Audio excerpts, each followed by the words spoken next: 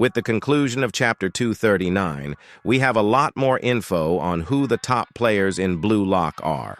To recap, Hiyori and his teammates rush Isagi and celebrate with him. Aiku and Nico are completely stunned and can't believe what they just saw. Nico notes how for what just happened to work at that moment, those two synced up without even making eye contact. It's impossible unless those two synced up perfectly. Their thought process and the things they saw on the field. Everything needed to be in sync. We see Lorenzo smiling and telling Isagi how his goal was worth 100 million. We also see Baru hunched over, sweating, looking angrily, and Kaiser screaming, showing how annoyed he is that Isagi bested him. Hiyori also tells Isagi that he's going to play a brand of football that will produce the best striker in the world. Neo Egoist League Game 5, 3 Bastard Munchen, 2 Ubers. Next, we see Game 6, which is PXG versus Manshine City. Rin and Nagi are clashing with the score 2-1 PXG. We see Rin gaining the edge and besting Nagi with the same look that he had in the U20 game. I think it's highly likely that he is using his Destroyer Eye. Manshine is all yelling at Nagi to stop him, but Nagi is surprised at how much of a monster Rin is. Rin is a shot from the 18-yard box and scores. PXG 3, Manshine City 1, with Rin scoring all 3 goals. Rin then says, "Prepare yourself, Isagi. I'm gonna fucking destroy you." And that's the last panel. So much to unpack in this one game, but what we should really focus on is what this means for the bids and rankings. What's interesting is the title of the chapter, which is Triple Jump Up. From that, we can say for sure that the bids will be in the next chapter, and also that someone's bid either goes up 3 spots or triples in price. This is clearly meant for Rin, who I can confidently say will be put at the top spot. Another point we need to touch on is where in the world is Shido? We haven't seen anything from this guy in such a long time, and I can't wait to hear what actually happened. Now, let's get into the bid predictions. These are my locked-in salary ranking predictions. At number 1, we have Itoshi Rin.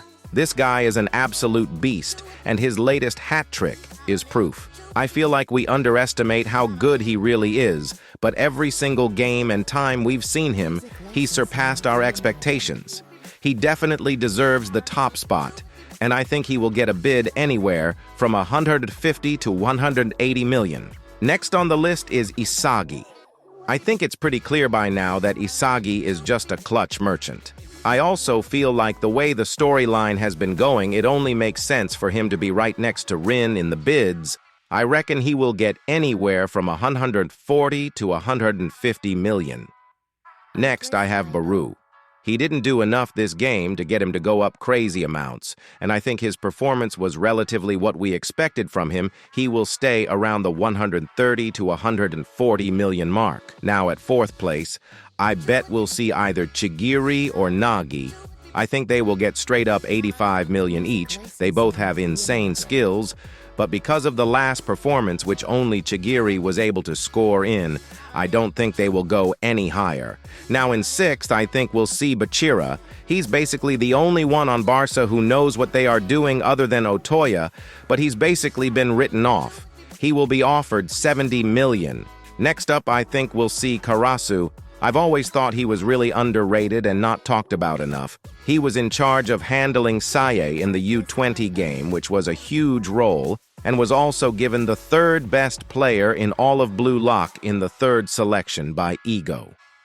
The main reason people haven't ranked him as highly is due to the fact that Rin overshadows him like crazy, and it's hard to mix both of them.